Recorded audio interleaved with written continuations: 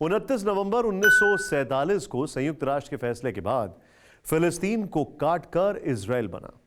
यहूदियों के ये फैसला जांचा, लेकिन अरब के मुल्कों ने इस फैसले को नहीं माना। तब से लेकर आज तक इजराइल और फिलिस्तीन में कई बार खूनी झड़प हो चुकी है। इजराइल का सिद्धांत एकदम क्लियर है, खुद को बचाने के लिए दूसरे को मार देना। मई के दूसरे हफ्ते में अल-अक्सा के नाम पर इजराइल और फिलिस्तीन फिर भिड़ गए। 24 घंटे गाजा पट्टी रॉकेट के शोर से गूंजने लगी, सैकड़ों लोग मारे गए। अमेरिका के दबाव में संघर्ष विराम तो हुआ, लेकिन नफरत की आग दोनों ओर धधक रही है। अल-अक्सा अब तीसरे वर्ल्ड वॉर की एक वजह भी मानी जा रही है। तो क्या इजराइल के नए प्रधानमंत्री इस एपिसेंटर को शिफ्ट करेंगे? देखिए टेलीसीरीज का यह episode Al-Aqsa twist in turmoil.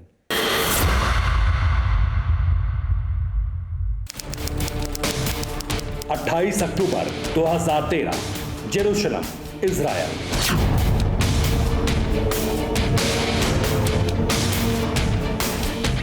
Jerusalem पर वॉशिंगटन का दबाव बढ़ रहा था।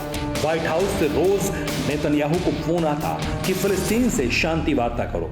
इसी दबाव में 28 अक्टूबर 2013 को नेतन्याहू सरकार ने एक बड़ा फैसला किया। इजराइल की जेलों में बंद 26 फिलिस्तीनी कैदियों को छोड़ने का हुक्म जारी हो गया।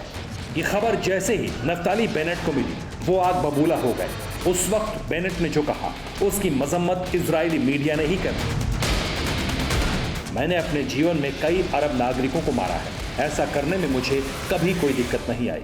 फिलिस्तीन कैदी आतंकवादी हैं, इन्हें गोली मार देनी चाहिए। 2019 में नेतन्याहू एक तेज तर्रार रक्षा मंत्री की तलाश में थे। नफ्ताली बेनेट रोज टीवी डिबेट में खुद को डिफेंस मिनिस्टर के लिए सबसे काबिल बताते और इसे साबित करने के लिए वो फिलिस्तीन के कसाई बनकर अपनी मिसाल देते। अब ऐसा शख्स इजराइल का प्रधानमंत्री बनने जा रहा है, लेकिन प्रधानमंत्री बनने के बाद नफ्ताली बेनेट चाहकर भी अपना पुराना एटीट्यूड बरकरार नहीं रख पाएंगे, क्योंकि उनकी भावी सरकार 8 पार्टियों के कमजोर खंभों पर टिकी है। वो फिलिस्तीन को लेकर आक्रामक हुए नहीं कि यहां पाए सरक जाएंगे। दुनिया ये भी जानना चाहती है कि नफ्ताली बेनेट अल-अक्सा विवाद को कैसे हैंडल करेंगे। वही अल-अक्सा जो मई महीने में इजराइल और हमास के बीच खूनी जंग की जड़ बनी थी।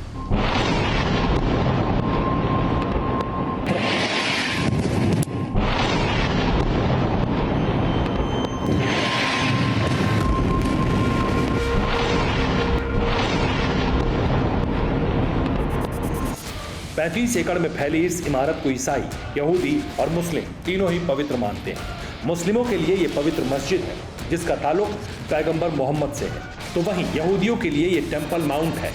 जमीन का विवाद कब आस्था की जंग बन गया, ये किसी को पता ही नहीं चला। अल-अक्सा से शुरू हुई पत्थरबाजी रॉकेटों के ताबड़तोड़ हमले में बदल गई। गाजा पट्टी के रिहायशी इलाकों में लाशें गिरने लगी। 11 दिनों के अंदर 250 लोग जान गंवा बैठे।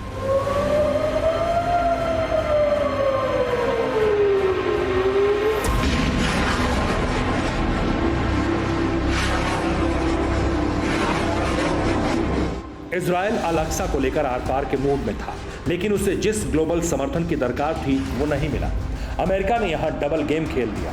मुस्लिम देशों के बीच हीरो बनने के लिए अमेरिका ने इजराइल को शांति समझौते के लिए बाध्य कर दिया। इजराइल जीत कर भी खुद को हारा हुआ महसूस कर रहा था। अब इस अधूरी जंग को अंजाम तक पहुंचाने की जिम्मेदारी नफ्ताली बेनेट पर है, और वो ये करेंगे कैसे? अपने कार्यकाल के आखिरी दिनों में ट्रंप का एक सूत्रीय एजेंडा था कि कैसे भी करके इजराइल को मुस्लिम देशों से मान्यता दिलवानी है। ट्रंप काफी हद तक सफल भी रहे। यह कारवां सऊदी अरब होते होते पाकिस्तान भी पहुंचने वाला था, लेकिन पहले ट्रंप और फिर नेतन्याहू की विदाई के साथ यह कारवां रुक गया। अरब वर्ल्ड, गल्फ और मिडिल ईस्ट, ये सुनने में एक जैसे लगते हैं, लेकिन इनमें बहुत विविधता है। इजराइल और अमेरिका दोनों इन पर अपनी हुकूमत चलाते हैं। बाइडेन के लिए इजराइल में सत्ता परिवर्तन एक मौका है।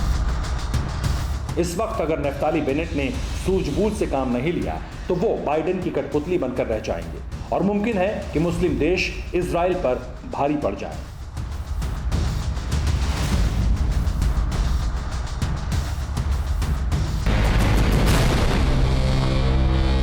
फिक्र आपकी, सोमवार से शुक्रवार रात 9 बजे सिर्फ TV9 भारतवर्ष पर।